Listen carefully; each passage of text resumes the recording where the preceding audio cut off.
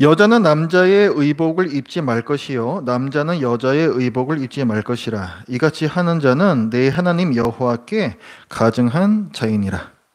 아멘. 제가 보통 한 절 가지고는 잘 설교를 안 해요. 그런데 여기 신명기 이쪽에 이제 22장의 본문은 다 여러 가지의 어떤 규정들이 짤막짤막한 것들이 그냥 모음집으로 되어 있거든요.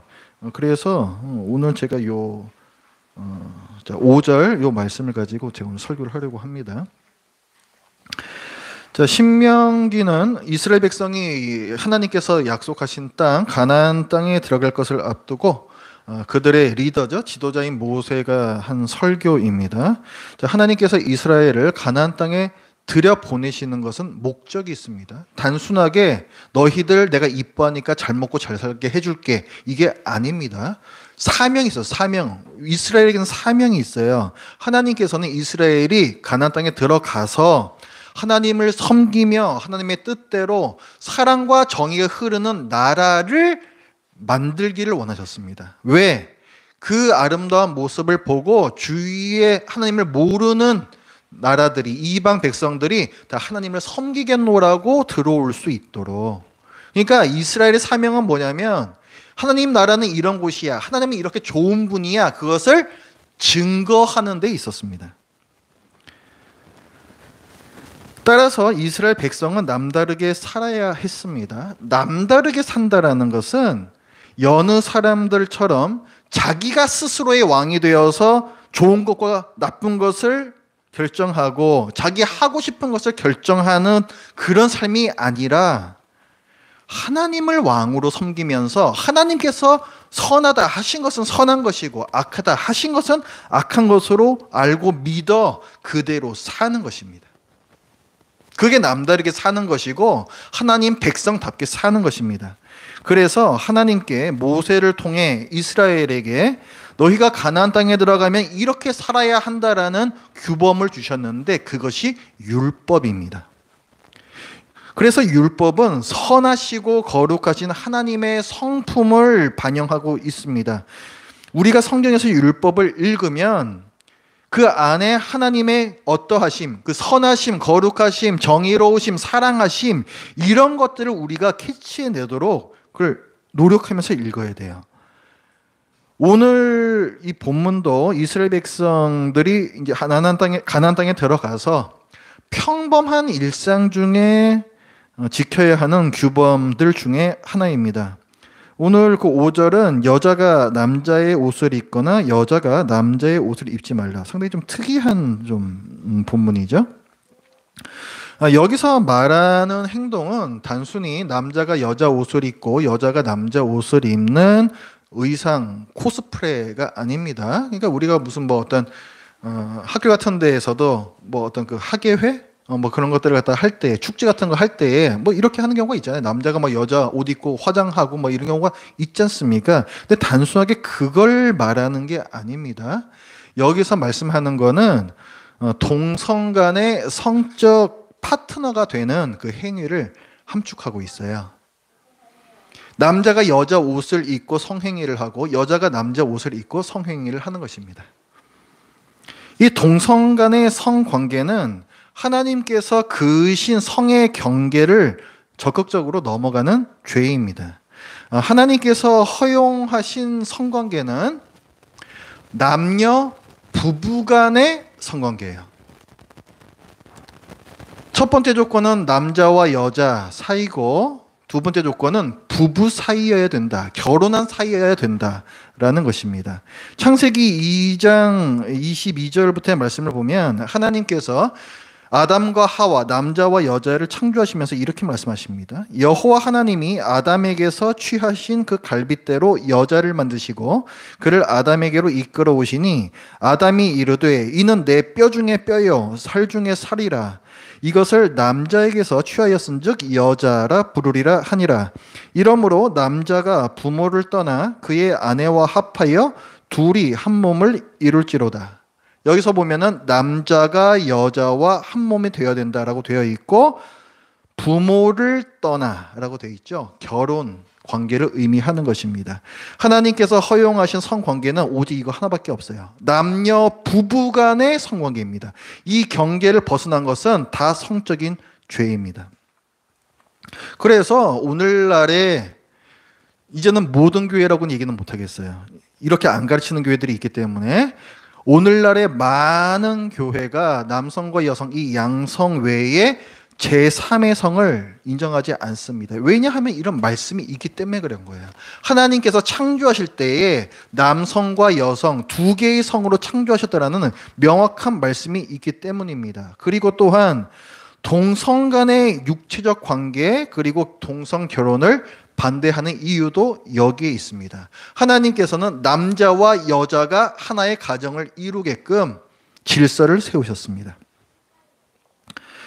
자, 우리나라의 경우에 2006년에 차별금지법이 국회에 제출이 되었습니다. 그 2006년도예요. 이게 벌써 그러니까 거의 20년이 다 돼가는 거죠. 그런데 이 차별금지법이라는 것이 아직도 통과하지 못하고 계속 논쟁이 진행 중입니다. 차별금지법의 내용을 제가 읽어드릴게요. 성별, 인종, 출신지, 가족 형태, 성적 지향, 병역, 나이, 학력, 장애 등의 사유로 고용이나 승진에서 불이익을 주거나 누구나 누려야 할 교육, 의료 등은 물론 기타 서비스 업종에서 서비스의 제공, 즉 판매, 유통, 대여 등을 거부해서는 안 된다. 이것이 차별금지법의 내용입니다. 자, 여기에서 우리 교회가 문제 삼는 부분은 뭐냐면 성적 지향이라는 부분이야. 성적 지향. 성적 지향은 뭐냐면 내가 남자인데 남자를 좋아할 수도 있는 것이고 내가 여자인데 여자를 좋아할 수도 있는 것이고 또 나는 남자와 여자 둘 다를 좋아할 수도 있는 거예요. 그래서 좋아한다는 말은 그냥 사람이 사람을 좋아하는 그걸 넘어서는 겁니다. 육체적 관계까지 포함을 하는 거예요. 지금 육체적 관계까지. 이런 여러 가지가 있었어요. 뭐 성적 지향뿐만이 아니라 여러 뭐 국적, 뭐 성별, 남자냐 여자냐, 그다음에 뭐 무슨 학력이나 뭐 장애나 이런 여러 가지 항목이 있었습니다. 근데 그런 이유로 해서 내가 어떤 직장에 취업을 하거나 거기에서 승진됨에 있어서 불이익을 받아서는 안 된다는 거예요. 자, 그 다음에 교육과 학교에서 이제 아이들이 이제 교육을 받는 데 있어서 혹은 내가 의료 서비스를 받는 데 있어서 혹은 기타 서비스가 되어 있습니다. 이건 명시되어 있지 않아요. 뭔지 몰라요. 그 이제 범위가 넓어지는 겁니다. 여기서 기타 모든 서비스에서 판매, 뭐 대여, 뭐 이런 모든 서비스에 있어서 차별을 받으면 안 된다라고 했습니다. 이게 얼핏 보기에는 별 문제가 없어 보이는데요. 이제 구체적 상황으로 가면은 아주 머리가 아파집니다. 이를테면은 우리 교회에 동성애자, 그러니까 육체적 관계를 하는 동성애자를 전 말하는 겁니다. 이 동성애자가 부교육자로 지원하면 어떻게 해야 되겠는가? 부교육자로 지원하면 그럴 수 있는 겁니다. 그럴 수 있죠. 자, 미국에서요, 동성 커플이 이제 결혼을 한다고 결혼 케이크를 제작을 요청을 했는데 빵집에서 그래서 거부했습니다. 그 사람이 이제 기독교인인데 나는 동성 커플의 결혼을 축복해 줄 수는 없다. 이런 사람한테는 내가 판매를 안 하겠다 해서 그걸 이제 거부를 했습니다. 자, 제가 목사인데 동성 커플이 저한테 와가지고 주례를 부탁을 합니다. 자, 어떻게 해야 되겠습니까? 그냥 거절하면 될까요? 제가 지금 세 가지 경우를 말씀드렸는데 다 그냥 거절하면 되겠습니까? 차별금지법이 제정된 상황에서는요, 이렇게 되면은 법적으로 처벌을 받습니다. 왜냐하면, 자, 부교육자로 지원한 사람이 있어요. 제가 동성애자라는 성적 지향에 관한 그 부분을 이유로 그 사람을 채용을 하지 않는다라고 한다면 그것은 차별금지법에 위반이 되는 거죠. 그러니까 저는 처벌을 받아야 됩니다. 그렇게 되면은. 그 다음에 뭐 케이크, 결혼하는데 케이크 달라 그랬는데 그걸 거부를 했다. 아까 그 조항에 어떤 게 있습니까? 기타 서비스라고 되죠. 기타 서비스. 판매, 대여, 이런 걸 갖다가 이런 서비스에 있어서 차별을 하면 안 된다. 그건 걸리는 거죠. 걸리는 거예요, 그럼. 그럼 그 빵집 주인도 처벌 받아야 됩니다. 그 다음에 제가 동성 커플의 주례를 하지 않는다. 그렇게 되면은 이것도 서비스를 제공하지 않은 거예요. 세상에서 그렇게 봅니다. 서비스를 제공하지 않은 거죠. 그래서 모두가 다 소송의 빌미거리가 됩니다. 하나 실제로 있었던 일을 제가 말씀을 드리면, 미국의 기독교인들이 이제 운영하는 한 그 입양 봉사단체가 있었습니다. 고아를 입양시키는 단체죠. 동성 부부가 찾아와서 우리가 입양을 하고 싶소라고 얘기를 했어요. 그런데 이 기관에서 그것을 거부를 했습니다. 동성 부부에게는 저희들은 아이를 입양시킬 수 없습니다. 어떤 그 종교적인 양심, 그러니까 그 부부라고 보질 않는 거예요. 그렇죠? 부부라고 보질 않는 거예요. 이 대상을. 그러자 이 동성의 이 부부가 소송을 걸었습니다.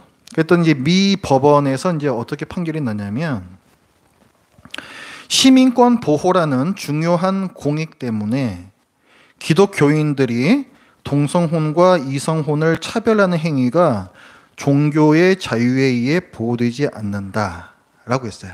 무슨 말이냐면 동성 그 부부의 손을 들어준 겁니다. 그 이유가 뭐냐면 시민권 보호가 더 큰 중요한 이유인데, 기독교인들이 그 종교적 신념에 의해서 차별하는 그 행위는 종교의 자유라고도 볼 수가 없다라고 판결했다는 거예요. 시민권이라는 것이 기본권이고 이것은 종교의 자유보다 더 큰 것인데, 거기 플러스 이 입양 기관에서 했던 그 일은 종교의 자유에 해당되지도 않는다라고 판결했다는 거예요.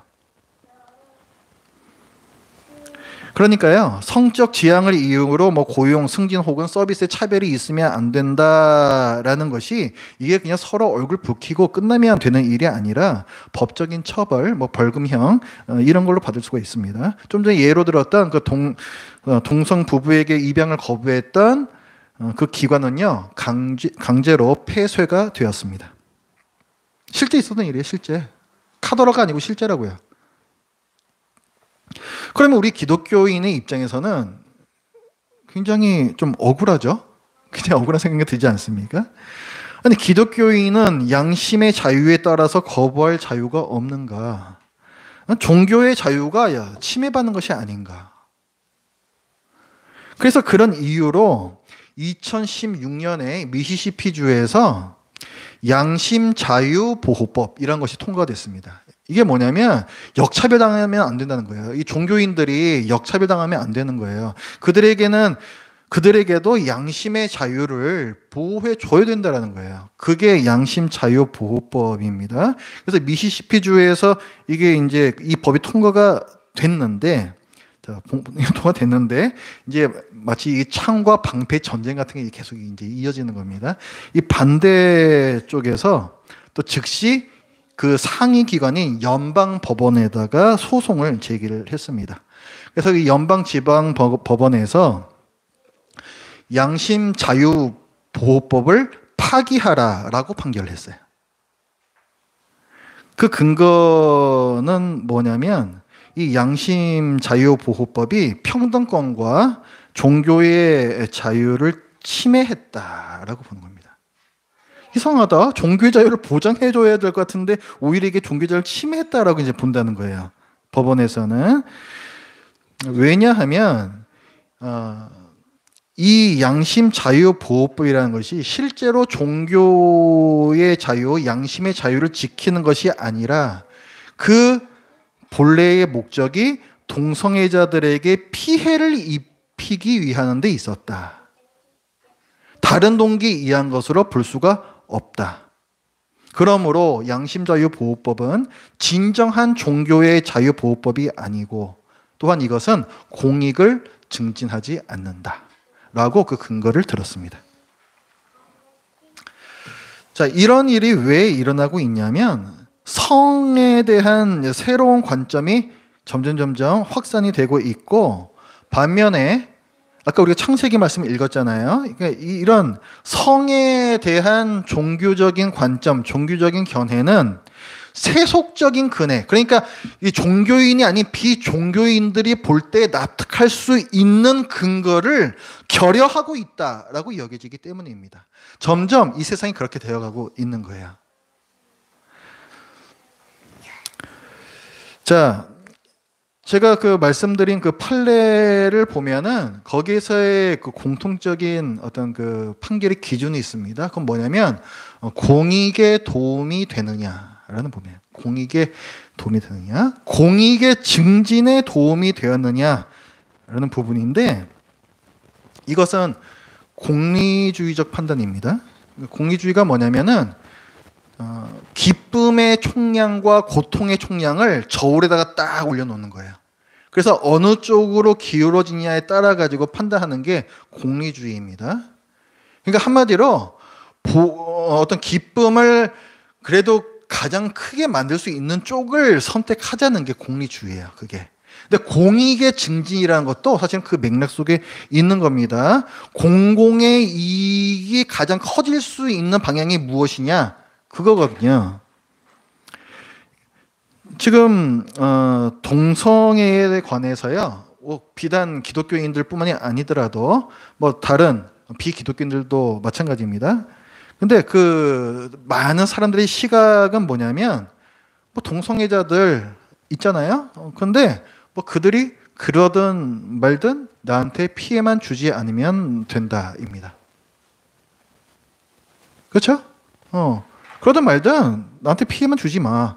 너희들이 뭐 집에 가가지고 밤에 뭘 하든 나 상관하지 않을 거야. 그건 너희들이 알아서 할 일이고 나한테만 피해 주지 마. 다른 사람들한테만 피해 주지 마. 그렇게 이제 생각을 한다고요. 그렇죠? 저는 거꾸로 그럼 묻고 싶습니다. 다른 사람들에게 불편함과 피해를 주면 어떻게 해야 되겠습니까?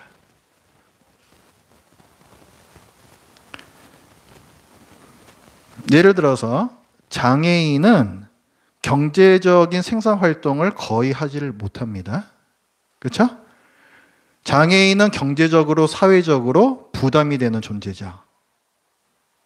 그럼 그들은 다른 사람들에게 불편함과 피해를 주고 있는 사람들입니다. 어떻게 해야 되겠습니까? 노인은 어떻게 해야 될까요? 노인은 경제적 활동을 하지 못합니다. 어떻게 해야 되겠습니까? 이 사회에 얹혀 살고 있는 존재들이란 말이에요. 노인은. 그렇죠? 그럼 다른 사람들에게 불편함과 피해를 주는 사람들인 거죠. 어떻게 해야 되겠습니까? 장애인과 노인에 대해서 저 사람들을 그러면 사회적으로 어떻게 해야 된다라고 어떤 차별적인 그런 발언을 하는 것은 잘못된 일이다. 그런 것은 많은 분들이 지금은 이제 공감하고 있는 생각들입니다. 그렇죠? 그렇다면 아까 처음에 질문으로 돌아가서 나한테 불편함과 피해를 주지 않는다면 그것은 괜찮은 거냐라는 거예요. 어떻습니까?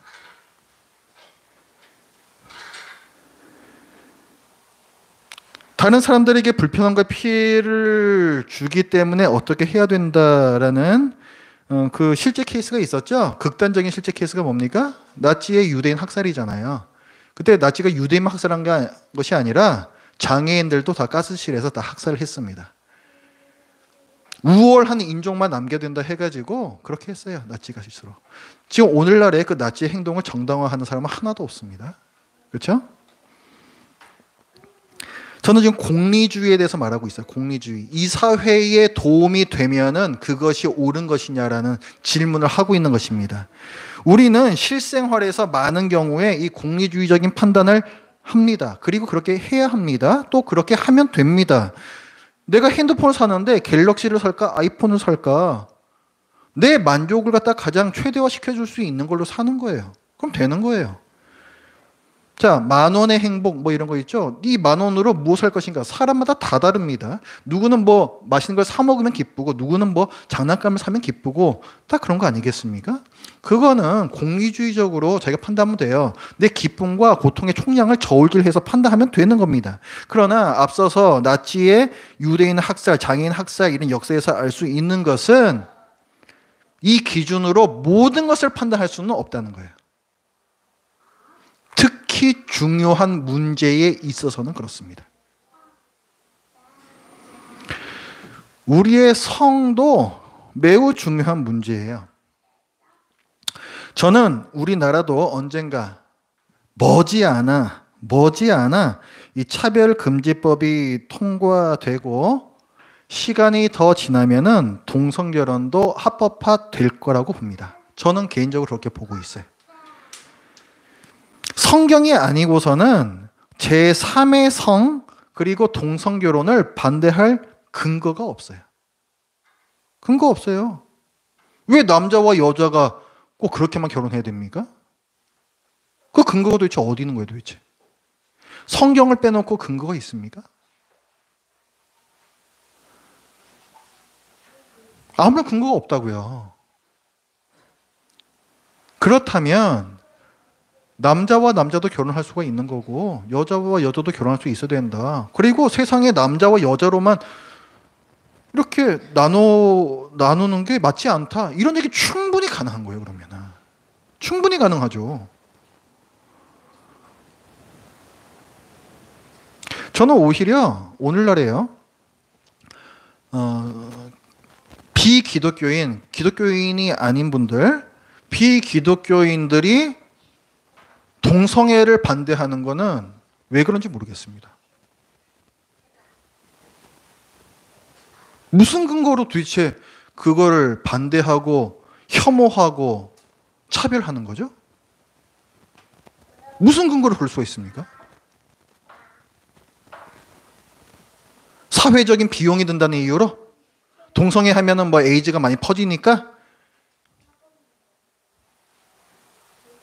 원래 돈 갖고 사람들 인권 따지는 거 아닙니다. 돈 갖고 인권 따지는 거 아니에요. 근거 없다니까요. 근거 없어요. 성경적인 근거를 빼놓고서는 이 동성애에 대한 반대를 한 근거를 찾을 수가 없습니다. 근데 우리나라도 이제 결국에는 이런 차별금지법이나 뭐 이런 것들이 다 이제 통과될 거예요. 전 그렇게 봐요. 그리고 지금 교회의 목소리가요, 점점 이제 힘을 잃어가고 있다는 것도 그 한 요인입니다.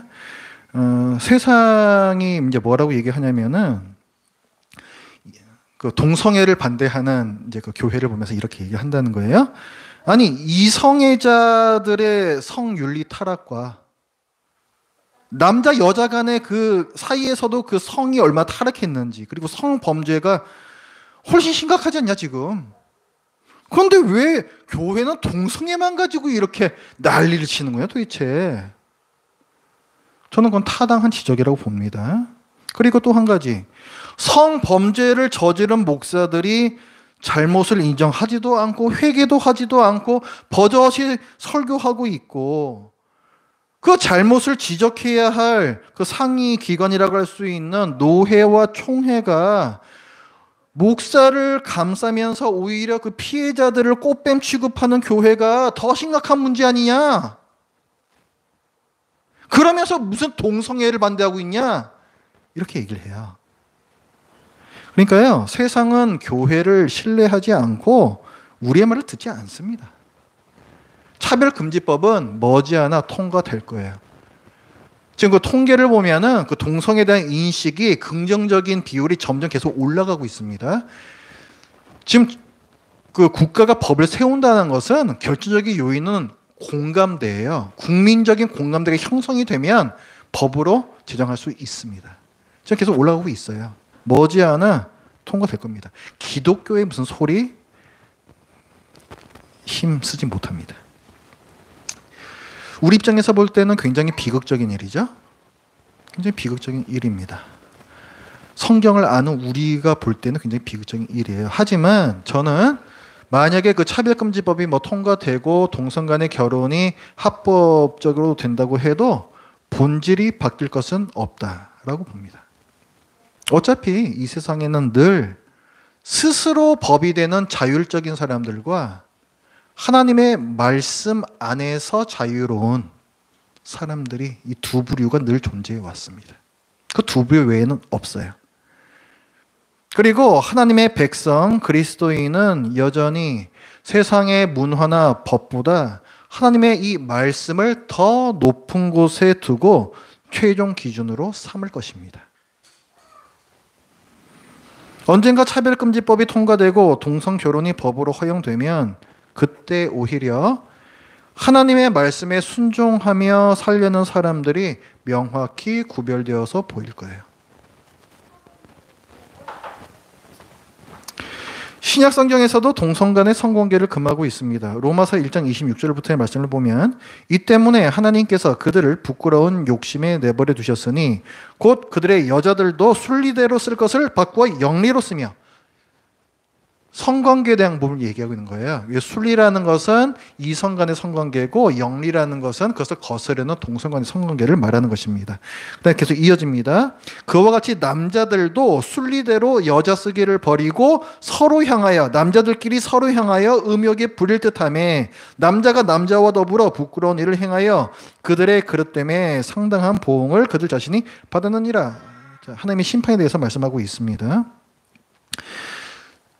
말씀드렸듯이 양성 부부 간의 성관계, 그러니까 하나님께서 허락하신 이 성생활의 경계를 벗어나는 것이 음행인데 하나님 나라의 완성을 말씀하는 요한계시록에서는 음행하는 자가 하나님 나라에 들어오지 못할 것이라고 말씀합니다. 계시록 22장 15절 말씀에 개들과 점술가들과 음행하는 자들과 살인자들과 우상 숭배자들과 및 거짓말을 좋아하며 지어내는 자는 다 성 밖에 있으리라. 그래서 성은 새 예루살렘을 뜻하거든요. 이건 천국이라고 보시면 됩니다. 그러니까 이 땅에 완성된 하나님의 나라, 그것의 밖에 있게 된다. 심판, 지옥의 형벌을 뜻하는 것입니다. 그리스도인은 성경을 하나님의 말씀으로 믿는 사람들이고 그래서 세상을 하나님의 말씀대로 사는 사람들입니다. 그래서 저는 세상이 어떻게 바뀌어도 그리스도인은 바뀌지 않을 거라고 생각을 해요. 우리나라에서 몇 년 전에 그 형사법에서 간통죄 폐지됐죠. 그렇죠? 그럼 그렇다고 해서 간통하는 그리스도인들이 더 늘었을까? 간음하지 말라. 이것은 뭐 이런 데 나오는 짜잘한 율법도 아니고 무려 10계명의 7계입니다. 간음하지 말라는 7계예요. 근데 그것을 우습게 여기고 사회법에 따라서 사회법에서 허용해 줬으니까 난 이제 좀 마음이 편해졌어 하면서 생각하는 사람이 과연 그리스도인일까? 저는 그 사람은 그리스도인이 아니라고 생각해요. 마찬가지입니다. 동성결혼이 허용되면 그렇다고 해서 동성결혼하는 그리스도인들이 늘어갈까? 아닐 거라고 저는 생각합니다. 사도행전 4장 18절부터의 말씀에서 법정에서 뭐 어쩌면 우리도 정말로 법정에 서게 될지도 몰라요. 저도 법정에 서게 될지도 몰라요. 저 동성 커플의 줄에 허락할 수 없습니다. 그럼 뭐 소송 갈 수도 있는 거죠.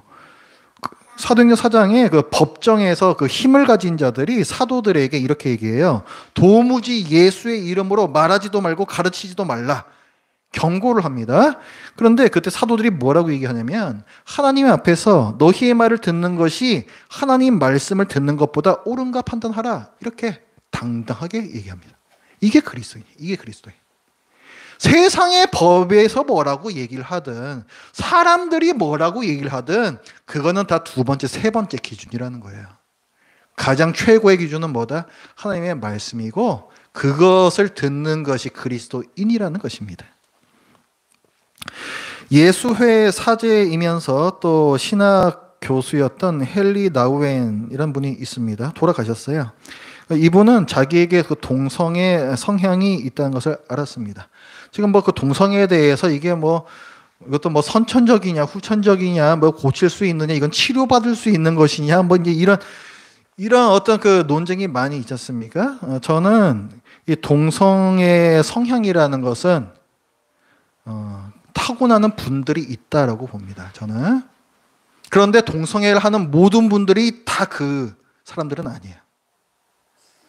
그러니까 자기의 어떤 그 성적인 쾌락을 위해서 그걸 추구하다 보니까 저는 그걸 타락이라고 얘기합니다. 왜냐하면 본래 기능대로 사용하지 않는 것이기 때문에 그 타락의 끝으로서 이제 동성애를 행하는 사람들이 있는 것이고 태어날 때부터 선천적으로 동성애에 대해서 사랑을 느끼는 사람들도 있다라고 저는 봐요. 그래서 지금 이 문제가 어려운 겁니다. 다 허용하자니 이쪽에 문제가 생기고 다 허용하지 않자니 또 이쪽에서 문제가 생기고 세상적인 관점에서 보게도 그런 거예요. 그 헨리 나우에는 자기한테 이제 동성애 성향이 있다는 것을 알았어요. 그런데 성경 말씀에 따라서 자기는 동성 결혼을 하지 않기로 결심하고 평생 독신으로 살았습니다. 그러니까 이것이 동성의 성향을 갖고 있는 그 신자의 거의 유일한 선택지예요, 사실은. 헨리 나우에는 그렇게 독신으로 살면서 많은 책을 통해서 자기 마음속에 그 깊은 고뇌와 성찰을 열어 보이는 상처 입은 치유자, 참 유명한 이분의 어떤 책 이름인데 정말 그 자신이 그 상처 입은 치유자로 살았습니다. 하나님께서 보시기에 아름다운 인생을 산 거예요, 이분은. 하나님의 백성은 남다르게 살아야 합니다. 남다르게 산다는 것은 여느 사람들처럼 자기가 다 결정하고 판단해서 사는 것이 아니라 하나님을 왕으로 섬기며 하나님의 말씀대로 사는 것입니다. 그리스도인은 성경 말씀대로 살아야 돼요. 성경 말씀대로. 그게 그리스도인이에요. 그게. 합리화시킬 수가 없다고. 합리시킬 수도 없다고. 세상 사람은 어떻게 살아도 우리는 성경 말씀대로 살아야 됩니다. 그리고 우리가요, 양성 간에, 나는 양성 간에 결혼을 하겠다. 남성과 여성 간에 이제 결혼, 그걸 하겠다. 내가 그렇게 하는 것으로 만족해서는 안 됩니다. 만족해서는 안 돼요. 자, 하나님께서 우리 처음에 하나님께서 이스라엘 백성을 가나안 땅에 들여보내시는 목적이 있다 그랬죠. 그게 뭐라 그랬어요? 하나님의 말씀대로 사니까 이렇게 아름다운 나라가 되잖아. 이거를 하나님을 모르는 사람들한테 보여주는 것이라 그랬죠. 그래서 그 사람들이 그 하나님 나라 안으로 다 들어올 수 있게끔 그 역할을 하는 것이라 그랬죠. 그게 목적이라 그랬죠. 결혼도 마찬가지예요. 결혼도. 오늘의 우리 그리스도인들도요, 이 양성 간의 결혼이 얼마나 아름다운 것인지, 그리고 하나님의 말씀대로 사는 것이 얼마나 행복한 것인지 세상에 증거하여 보여줄 수 있어야 됩니다. 그게 되지 않으면 아무리 뭐 성경에서 이렇게 말씀을 한다, 이게 맞다, 어쩌고 저쩌고 얘기를 해도 우스운 거예요. 세상 사람들이 볼 때. 전혀 설득이 되지 않습니다.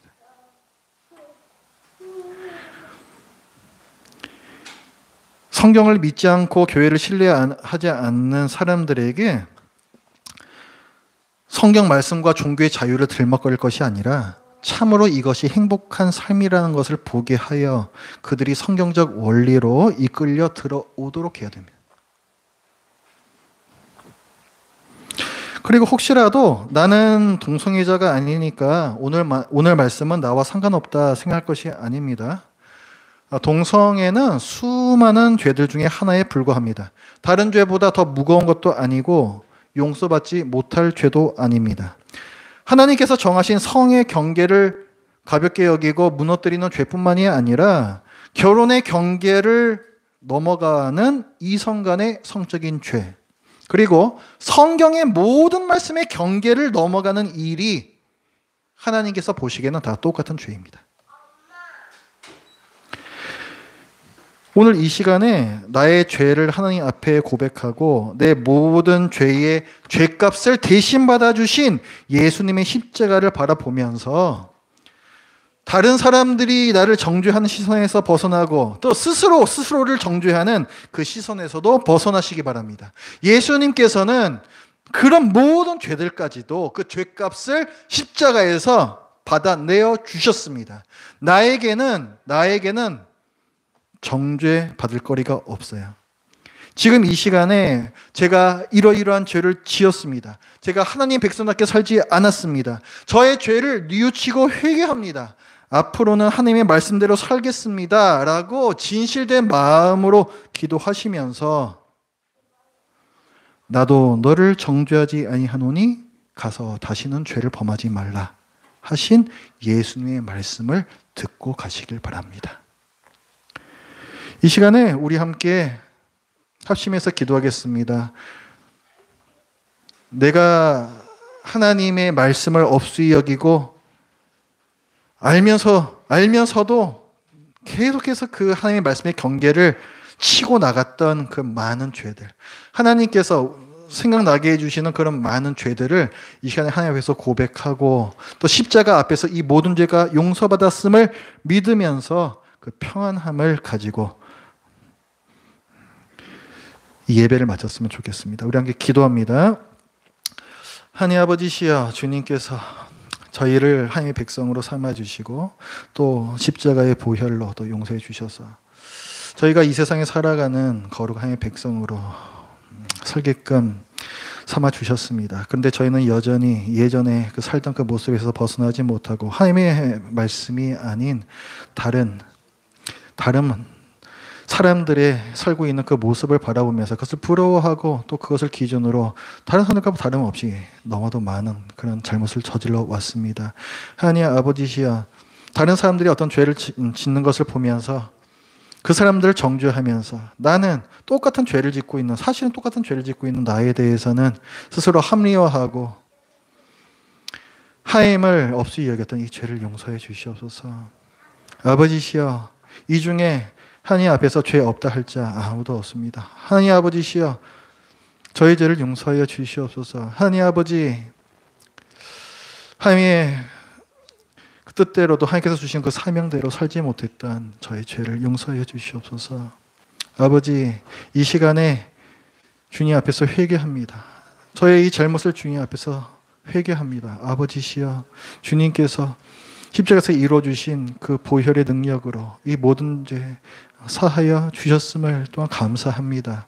하나님 아버지, 주님께서 또 다시는 그러지 말라고 말씀하셨사오니 또 제가 그 지금까지 지었던 이 모든 죄들을 반복하지 아니하도록 제가 이 시간에 다짐을 합니다. 아버지시여, 약하고 또 악하여서 또 넘어지고 하지만 그러나 그 죄와 피 흘리기까지 싸우는 그 싸움을 할 것을 이 시간에 또 주님 앞에서 약속을 합니다. 아버지시여, 도와주시옵소서. 아버지시여, 도와주시옵소서. 예수님의 이름으로 기도드립니다. 아멘.